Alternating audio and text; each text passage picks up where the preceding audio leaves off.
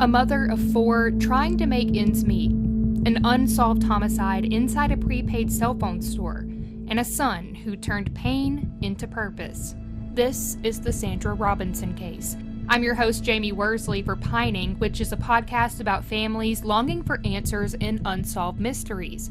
For this episode, I have the pleasure of having Alicia Lewis come in and talk about this case. She covered it during her time as a reporter before transitioning to our lifestyle show host. So Alicia, thank you so much for being here. Hello, everyone. My name is Alicia Lewis. I am the host of Town and Country here at WALB. And first of all, thank you, Jamie, so much for inviting me on this episode in particular, because this is one of the stories where it really just stuck with me during my time when I was a reporter. And I was so happy and grateful that I was the one to be able to report this, because I felt like it really resonated with me, knowing that there was a loving family out there that's just seeking answers. This was during the beginning of my reporting career, so I was pretty new to the job, but I just remember just riding through the city of Douglas, not really knowing where I was headed. I mean, this was my first time, well, probably one of my first times being in Douglas, if I can remember correctly. And if I could just describe it in one word, I would just say a small town, small country town. Douglas is a town. Everybody knows everybody. I grew up in Douglas I've been there since I was in first grade. It was a little tough after the loss of my mom, just trying to play the big brother role, not only just the big brother, but the father role in my siblings' life. That was Trey Robinson, the son of Sandra Robinson. My mom, she was a beautiful person inside and out. A very family-oriented person, very loving, very caring, very warm. She was pretty much a people person, just like myself. To my knowledge, my mom did not have any enemies. According to Logan Holland with the Georgia Bureau of Investigation's Cold Case Unit, Sandra was doing everything right in life. It's just very sad and unfortunate that somebody that's doing the right things in life is the victim of a crime like this. I would classify Sandra as a low-risk victim. Certainly she's working a cell phone store by herself, but it's not, like you said earlier, it's not late at night, and there's really not a lot of other factors that would elevate her risk. Certainly this could have been anybody. Now, Alicia, during your years of coverage of this case, you've learned a lot about Sandra and the type of person she was. How was she described to you? To me, she was an awesome person. Like, she didn't seem like she would be in any type of violence or any type of trouble. So, and she was described really just that, a great mother, a great friend, a great sister, a great cousin, aunt, whatever the case may be. She didn't deserve, I don't believe that she deserved any of this. I don't believe the family deserved any of the trauma that have been put onto them because of someone killing her. On March 17th, 2010, at just 32 years old, that wonderful person you just heard about, Sandra, her life was cut short. Her murder would leave 4 kids without a mom and a family with questions for nearly 15 years. My mom was actually not supposed to go in to work that day. And she received a call from her boss wanting her to come in because there was some issue with another employee. I think if there was a death in the family or something. I really don't know, but my mom did not want to go in. But my mom was like the head person there. It's kind of like a manager. But she wanted to, at least make the funds. So she decided to go to work. I never knew that would be my last day that I would see my mom. What if mom would have said no? Maybe she would have, still just been here. That Wednesday, Trey actually passed the cell phone store on his way to church with his grandmother and was singing when the news came in. My uncle, who is the pastor of the church, he gets a call. He grabs my grandmother, and my grandmother and my uncle runs out of the church. So kind of fast forwarding because there's a lot to the story. But I started receiving calls that, hey, something is going on with my mom. Eventually, one of my church members took me up to my mom's job Once we arrived, of course, there's a lot of police cars, hundreds of people there, yellow tape around. So immediately, as soon as the car stopped, I jumped out of the car and I attempted to run over to where my mom's job was, but my uncle, the police, my grandmother, everyone stopped me. That's when law enforcement began their work, trying to piece together what happened to Sandra. She was discovered deceased by her boyfriend who came to pick her up from work. He contacted 911 and the police department responded to the scene. And then they later called or requested the Region 4 field office to assist in that investigation. Sandra's last moments are something that her son Trey thinks of often. I just think about the thoughts that ran through my mom's mind, my mom's head at the time. She's thinking about her kids, my mom just screaming out for help, not even knowing why, or me just assuming, why this person is doing this to her, and knowing that she's about to lose her life.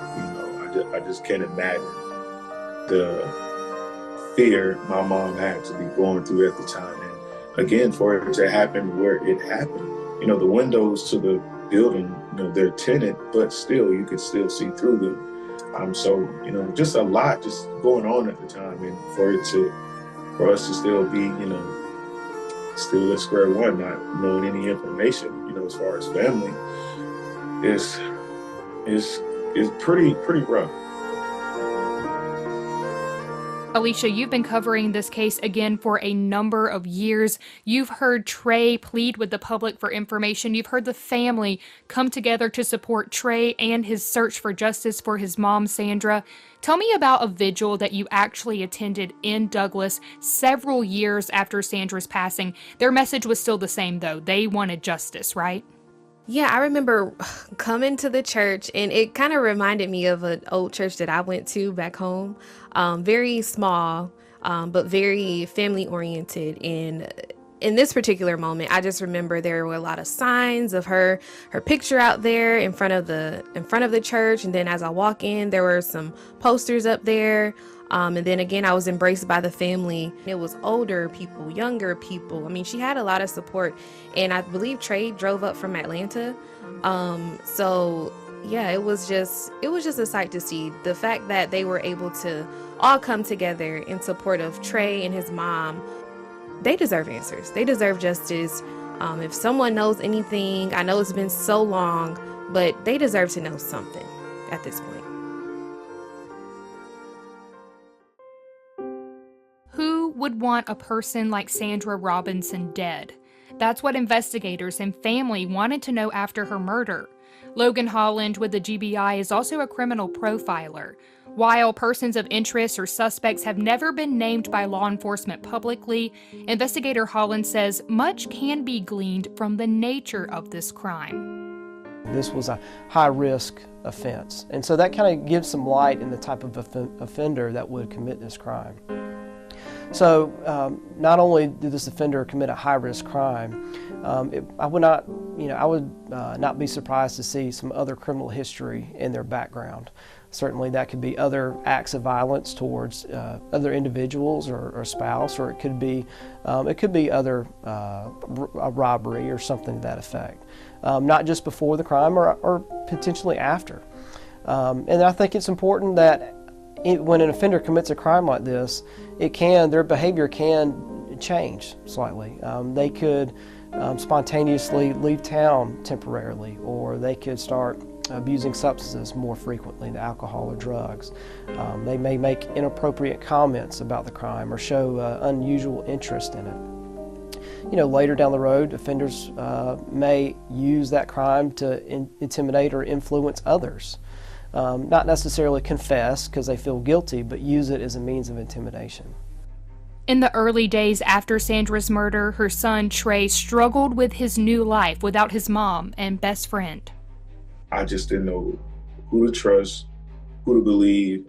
It was just kind of as if I went to sleep and I never woke up. So currently it's like I'm dreaming. So this dream has become my reality. And so the dream is just like a new world that I'm living life without my mom. The community was scared and just nervous. I'm pretty sure people still think about my mom's case to this day. I try to do everything that I can to, keep my mom's case alive. Turning his pain into purpose. Her death has made me the person that I am today. I kind of felt as though I had to grow up a little faster than what I wanted, but I've seen myself accomplish so much, really just pushing myself along the way because, with a situation like that and trying to raise your siblings and everything, some people, I could have went another direction, but I know that my mom would not have wanted for me to go any other way, but to go the right way. So her death really inspired me to go into law enforcement. That was a big push in my life to become an investigator and to solve homicides and solve murders, so that I don't want any other families to have to go through what my family is currently going through. Alicia, you have seen Trey blossom over the years. I think you even said you guys are Facebook friends now.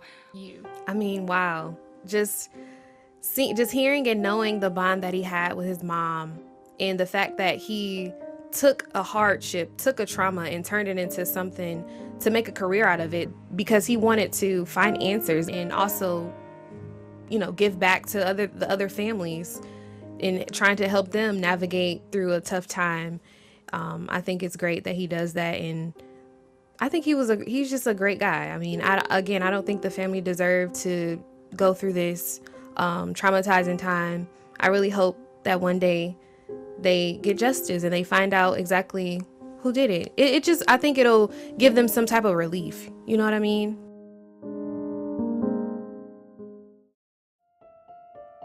When the details about Sandra's murder became more public, her son Trey tried to think through the unthinkable, looking for any clue as to what might have happened to his mother.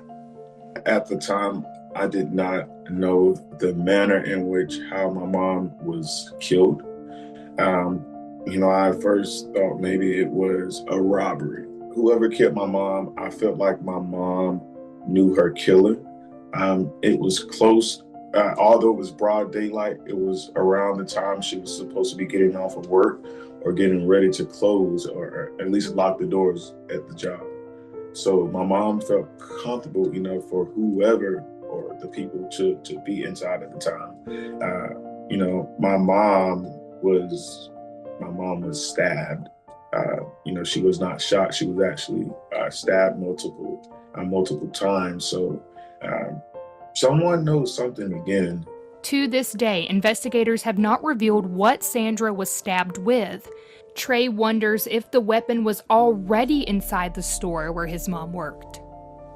My mom would eat a lot of fruit, a lot of apples and oranges and everything. So my mom would keep a knife, kind of close to her whenever she was working. She would peel the oranges with knives and everything. So I'm not for sure if the knife was there during the day she was killed, or the person that did it came with their own weapon. There's some information that investigators have to keep close to the vest, information only the perpetrator might know.